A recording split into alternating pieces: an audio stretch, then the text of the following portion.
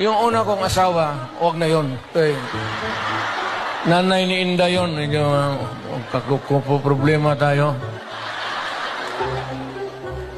Alam mo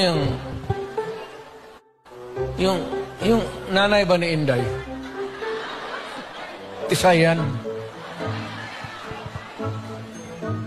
Tapos nakita ko yan sa aeroplano, stewardess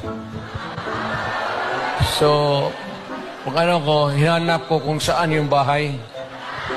Doon sa Monteverde, doon sa Davao, pasok ako sa mga bahay-bahay doon, nakita ko ang gaga.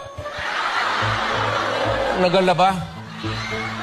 Sabi ko, maganda ito Tapos sa hagdanan ako sa kabilang, sabi ko, Miss, labandera ka?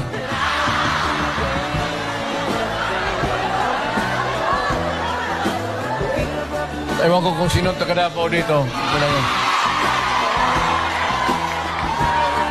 Yung hagdanan nila, nung nahalata ng nanay, si Puring, mother-in-law ko, inilipat yung aso doon sa hagdanan. Tang ina, hindi ako makaakyat. Kaya, hiningi mo Ano lang yan yung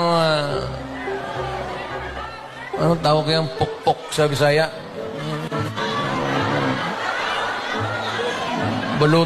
Balutin mo ng karne, tapon mo doon. 2 araw, ang aso nila, 2